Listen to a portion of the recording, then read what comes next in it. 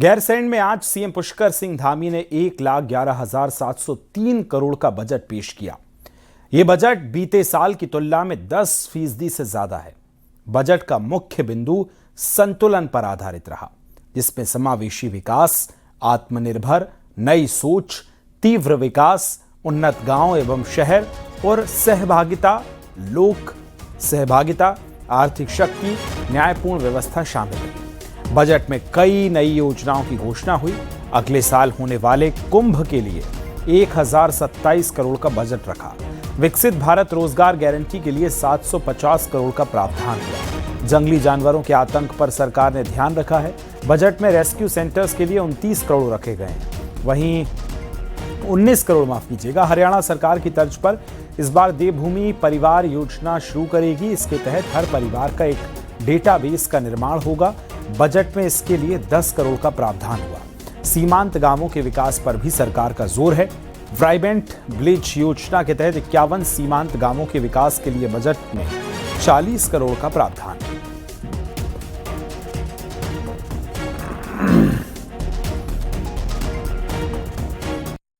अध्यक्ष जी, मानव वन्य जीव संघर्ष प्रदेशवासियों के लिए एक चुनौती के रूप में उभर रहा है। इस संबंध में प्रभावितों को राहत पहुंचाने के दृष्टिगत हमने मानव वन्य जीव संघर्ष में मृत्यु होने पर मृतक परिवार को दी जाने वाली धनराशि को 6 लाख रुपए से बढ़ाकर 10 लाख रुपए किया है। एक अभिनव पहल के अंतर्गत हमने कैंपा निधि के अंतर्गत पौड़ी गढ़वाल, टिहरी, उत्तरकाशी, चमोली, देहरादून, उधम सिंह नगर एवं बागेश्वर में प्रति ट्रांजिट सेंटर 2 करोड़ के संभावित व्यय के आधार पर 14 करोड़ की धनराशि का प्रावधान कर रहे हैं। वाइब्रेंट विलेज प्रोग्राम के अंतर्गत 51 सीमांत गांवों का सर्वांगीण विकास किया जा रहा है। इस बजट में वाइब्रेंट विलेज प्रोग्राम हेतु रुपए 40 करोड़ का प्रावधान किया जा रहा है।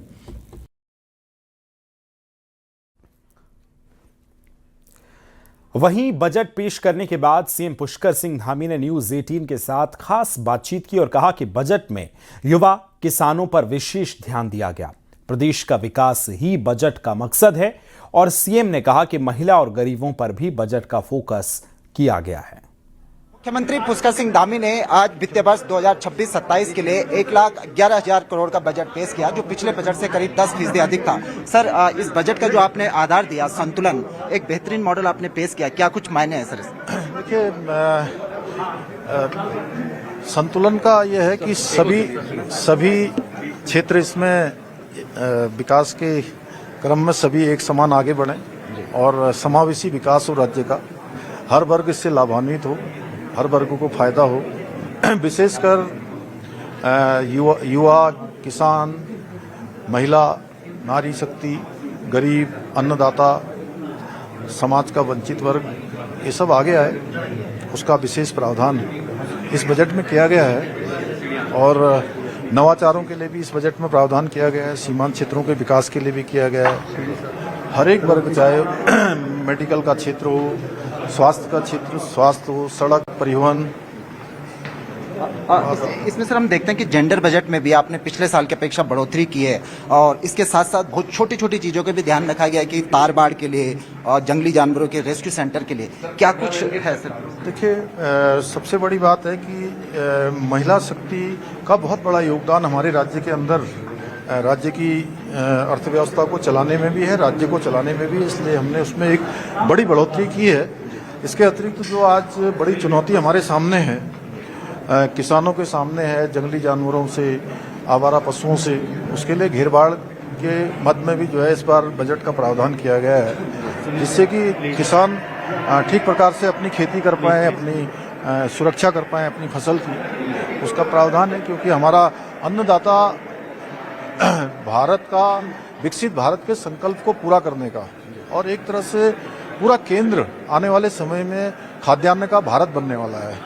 तो उस दृष्टि से अन्नदाता हमारी प्राथमिकता है, इसलिए अन्नदाता को उसकी सुरक्षा, उसकी सहायता हमारा दायित्व भी है। इसको ध्यान में रखकर इसमें घेरबाड़ या उसकी सुरक्षा और मानव वन्य जीव संघर्ष, उसमें हमने पहले ही धनराशि बढ़ाई है।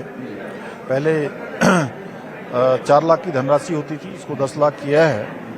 इसी प्रकार अन्य प्रावधान भी किए गए। रेस्क्यू सेंटर भी हम खोल रहे हैं जगह जगह पर, यानी इस बजट में कोई वर्ग ऐसा नहीं है जिसको हमने आगे बढ़ाने का इसमें प्रावधान नहीं किया है। हर वर्ग को सहायता करने का प्रावधान किया गया है और राज्य हमारा आगे बढ़े। ये दशक उत्तराखंड का दशक हो। आदरणीय प्रधानमंत्री नरेंद्र मोदी जी ने जो बाबा के धाम से उनके शब्द निकले थे, उन शब्दों को साकार करने के लिए इस बजट को हम हर प्रकार से समावेशी बनाने के लिए काम किया गया है। Thank you sir.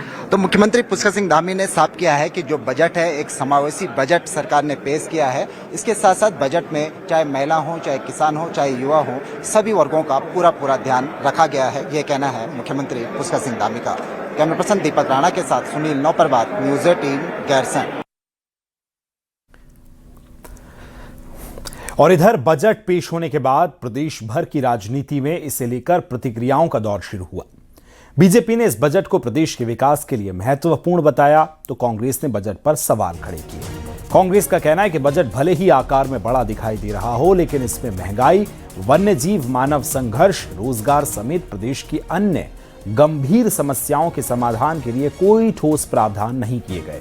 वहीं सरकार के मंत्रियों का कहना है कि इस बजट में प्रदेश के समग्र विकास, इंफ्रास्ट्रक्चर, शिक्षा, स्वास्थ्य और रोजगार को ध्यान में रखते हुए इसे तैयार किया गया है। देखिए, शब्दों की जादूगरी है और जो उम्मीद थी इस प्रदेश की जनता को निराशा मिली है। रोजगार पलायन के लिए कोई ठोस पहल इसमें दिखाई नहीं देती है। इस बजट में महंगाई को कम करने के लिए कोई व्यवस्था नहीं की गई है। नौजवान साथियों को रोजगार कैसे मिलेगा, इस दिशा में कोई बात नहीं कही गई है। किसानों की आय दुगना कैसे होगी, इस दिशा में कोई बात नहीं कही गई है। देवी आपदा प्रबंधन कैसे मजबूत होगा, इस दिशा में कोई बात नहीं कही गई है। बहुत बधाई देता हूं मुख्यमंत्री जी को कि जनमानस का भावनाओं का ध्यान रखा गया है इस बजट में। और जो उत्तराखंड की सरकार की सोच रही है कि हमेशा मातृशक्ति को सशक्त बनाना है, युवाओं को रोजगार से जोड़ना है, पशुपालकों को, मत्स्य पालकों को, हमारे कृषकों को, उनको उनकी आय दुगनी करनी है। विकसित भारत 2047 उसी को परिकल्पना को पूरा करने के लिए कि जब भारत विकसित भारत 2047 में हो तो उत्तराखंड भी एक विकसित राष्ट्र के रूप में, विकसित राज्य के रूप में उस भावना में खड़ा हो। तो उत्तराखंड विकसित उत्तराखंड @ 2047 पर फोकस इस बजट को किया गया है।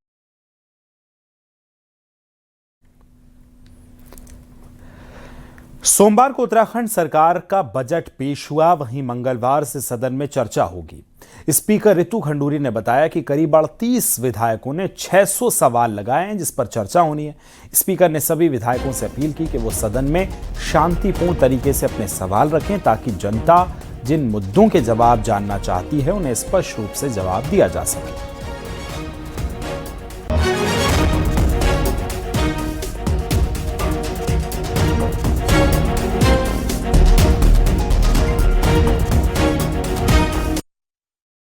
जैसे जानते हैं सदस्यों के सवाल आएंगे। करीबन 600 सवाल आए हैं, 38 हमारे सदस्यों ने पूछे हैं। तो बहुत अच्छा आज शुरुआत हुई है और मैं चाहूंगी कि आगे भी बढ़िया तरीके से कार्य होते रहें, शांतिपूर्वक कार्य होते रहें। जनता जो सुनना चाहती है, जो जवाब सरकार के माध्यम से सुनना चाहती है, सदस्यगण इसकी चिंता करेंगे। हरिद्वार के जगजीतपुर क्षेत्र में जंगली हाथियों की आवाजाही लगातार बनी है। यहां मात्र सदन आश्रम के बाहर हाथी की चहलकदमी देखने को मिली। जंगल की ओर से टहलता हुआ हाथी आया, फिर थोड़ी देर तक गेट के पास खड़ा रहा और उसके बाद गेट को धक्का मारकर अंदर घुस गया। सूचना पाकर पहुंची वन विभाग की टीम ने हाथी को जंगल की ओर खदेड़ा है।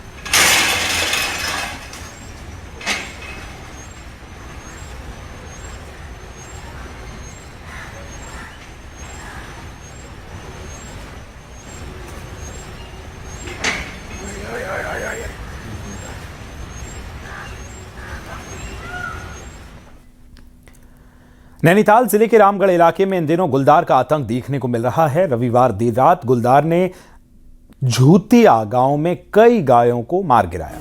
यही नहीं, गुलदार गांव में लगे सीसीटीवी में भी दिखाई दे रहा है जिसमें लोग भयभीत हैं और वन विभाग से सुरक्षा की मांग कर रहे हैं।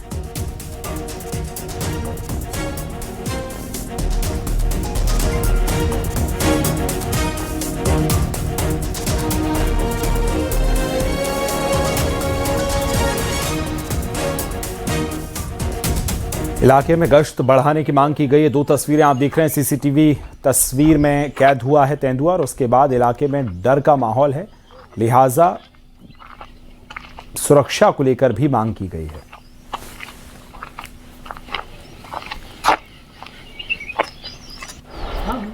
देहरादून में सहारनपुर रोड की ओर से आ रहा मार्वल से भरा एक ट्रक मोहब्बत वाला के पास मुख्य हाईवे पर अनियंत्रित होकर पलट गया।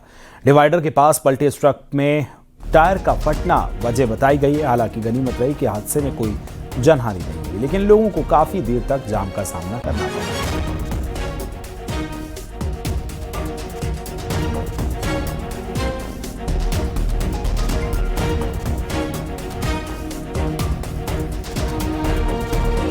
ये जो बड़ा बड़ा ट्रॉला है, ये जैसे बताया जा रहा है तो ग्रेनेड वगैरह लेके आ रहे होंगे।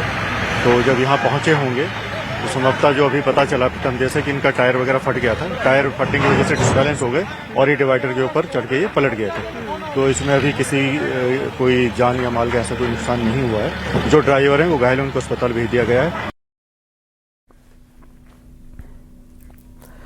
हरिद्वार रोड पर रविवार रात जिस तरह से 4 गाड़ियां आपस में टकराईं, अक्सर ऐसी घटनाओं में सामने आता है कि गाड़ियों के पीछे ना रिफ्लेक्टर होता है और ना इंडिकेटर। साथ ही कई कमर्शियल गाड़ियां बहुत बुरी हालत में चल रही हैं। ऐसे में सवाल उठते हैं कि अफसर और इन्फोर्समेंट आखिर कर क्या रहा है।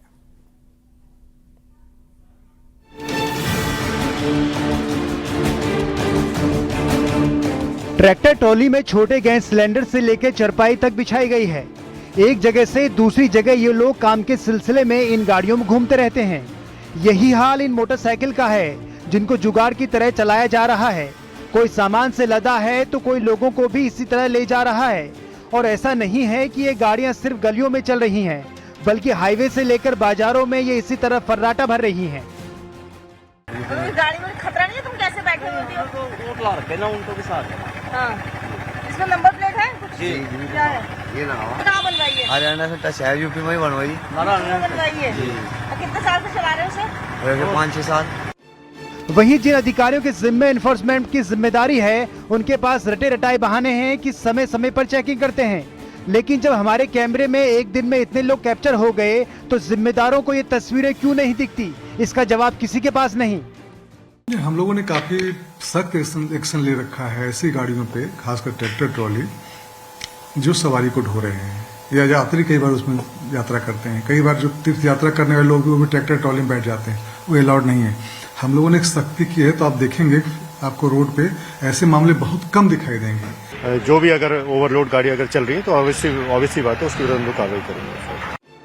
प्रदेश में जगह जगह पर इसी तरह की तस्वीरें हैं और जिम्मेदार अफसर आंखें बंद करके बैठे हैं, जो अपने आप में कई सवाल खड़े करता है। न्यूज़ 18 के लिए देहरादून से भारती सकलानी की रिपोर्ट।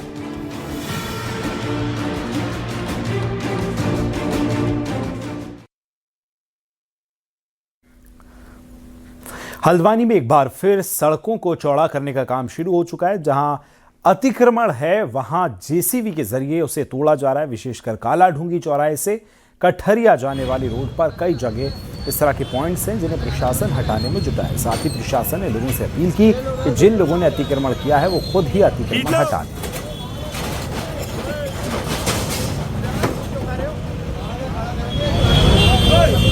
विभिन्न स्थानों पर इसमें मार्किंग की गई है। कई लोगों को नोटिस भी इश्यू किए गए हैं। जो भी लोग राजकीय भूमि पर या ऐसी नजूल भूमि जो फ्री होल्ड नहीं हुई है उस पर अतिक्रमण करके बैठे हैं, मिनिमम जो रिक्वायरमेंट डिपार्टमेंट की है वाइडनिंग के लिए वो हम लोगों के द्वारा मार्क की गई है। आप सभी से ये अनुरोध है कि सहयोग प्रदान करें, वो अतिक्रमण स्वयं हटा लें।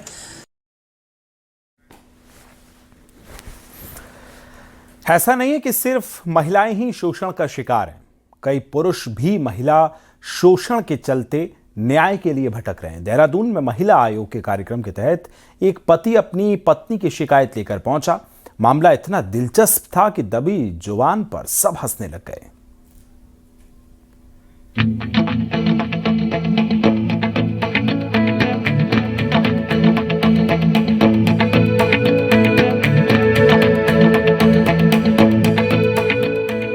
प्रदेश भर में महिला आयोग अब महिलाओं की शिकायतों को लेकर जनता दरबार लगाने जा रही है। देहरादून से इसकी शुरुआत हुई।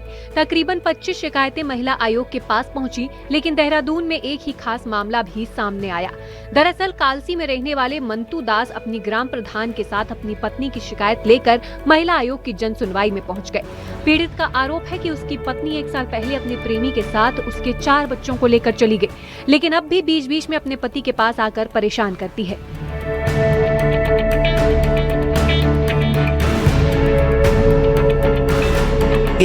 मेरी घरवाली भाग गई थी दूसरे के साथ, तो हम ये चाहते हैं कि वो बार बार मुझे ब्लैकमेल कर रही, कभी कोई कुछ करी कभी कुछ करी कि तेरे को ऐसा करूंगी तेरे साथ वैसा करूंगी।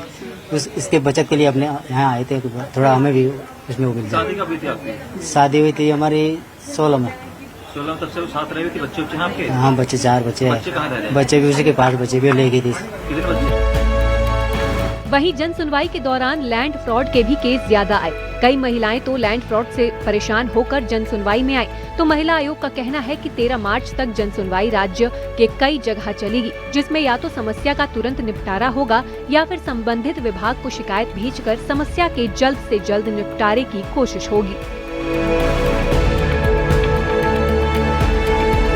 देखिए, मैंने जमीन खरीदी थी पिछले 2025 में अप्रैल में जमीन खरीदी थी, और जैसे उसमें मैं भवन निर्माण का कार्य स्टार्ट किया था, उसी टाइम पे वहाँ पे थर्ड पर्सन आके बोलता है कि ये जमीन तो मेरी है।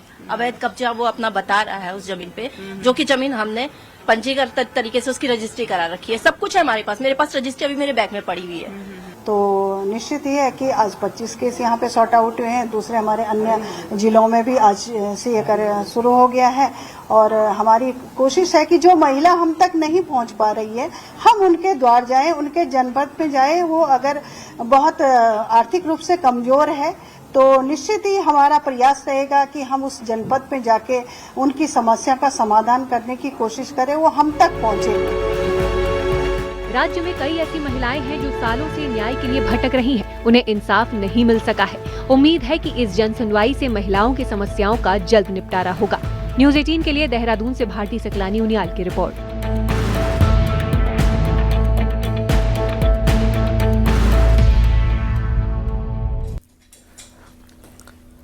ईरान के सीरी पोर्ट पर हुए हमले में बागेश्वर के लोहागढ़ी निवासी कैलाश सिंह बिष्ट बाल बाल बच गए। कैलाश सिंह बिष्ट पर परिवार को बताया जा रहा है कि उसी पोर्ट पर वो काम कर रहे थे जहां 7 मार्च की दोपहर मिसाइल गिरी और हमले में कई लोग घायल हुए। लेकिन कैलाश सुरक्षित हैं। अगले महीने कैलाश की शादी है, ऐसे में परिवार चिंतित है। परिवार ने केंद्र और राज्य सरकार से कैलाश को सुरक्षित भारत लाने की मांग की है।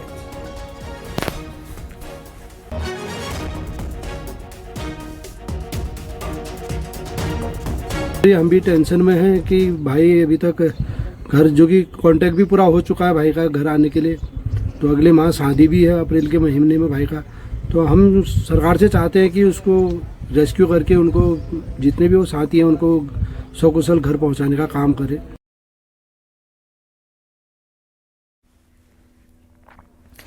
खाड़ी देशों में इन दिनों हालात खराब हैं। वहीं उत्तराखंड के भी कई लोग वहां फंसे हैं, जिसमें से कुछ लोग वापस आए तो वहीं की स्थिति को याद करके आज भी वो खौफ के साए में आ जाते हैं।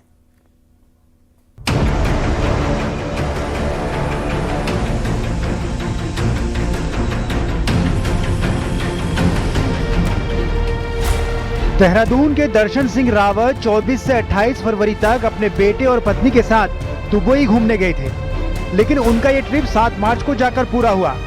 दुबई में उनकी 7 दिन की अतिरिक्त यात्रा को वो आज भी याद करके खौफ में आ जाते हैं। दर्शन सिंह बताते हैं कि उड़ती मिसाइलों से लेकर बम धमाकों की आवाज से रूह तक कांप जाती थी। सीएम धामी से भी उन्होंने दुबई से संपर्क करके मदद मांगी थी और मुख्यमंत्री की तरफ से भी एम्बेसी को कोऑर्डिनेशन कराया गया था। सबसे पहले तो भगवान का शुक्रिया, ईश्वर का शुक्रिया, और हमारे जो मित्र हैं, शुभचिंतक हैं, उनका धन्यवाद करूंगा कि वो भी लगातार फोन कर रहे थे, हौसला दे रहे थे कि नहीं नहीं कुछ नहीं होगा। वैसे हमने कहा सेफ तो हम हैं, लेकिन बस आने का था कि भाई इतनी दूर से आने का साधन कोई है नहीं, एक मात्र फ्लाइट है, अगर फ्लाइट ही नहीं चल रही है तो फिर कैसे आएंगे हम। तो अल्टीमेटली हम जो है वापस घर आ गए। शुक्रिया भगवान का, हमने वहां पर सब जो फ्लाइट के अंदर पूरी फ्लाइट भरी हुई थी, जितनी भी आ रही थी, भारत माता की जय के नारे और धरती को चूमने लगे। हम लोगों ने तो आंखों से देखी जब मिसाइलें, तो बस फिर फर्स्ट को तो क्या कहते हैं, इनका बर्थडे भी आता है, तो शाम को हमने कहा अरे हम तो आज सेलिब्रेट भी नहीं कर सकते हैं भाई, तुम्हारा बर्थडे वगैरह भी वैसे तो खैर दुबई में घूम ही रहे हैं, पर तब तक शाम को 2 मिसाइलें। मैंने कहा देखा आपको मिसाइलों ने जो है हैप्पी बर्थडे बोल दिया। बस ऐसे ही फिर हमने 2-3 तारीख तक ऐसे ही काटे, वो फ्लाइटें हमारी कैंसिल होती रही। वहीं उनकी बहू बताती है कि कई बार ऐसी स्थिति आई जब उनका संपर्क अपने सास ससुर से नहीं हो पाया।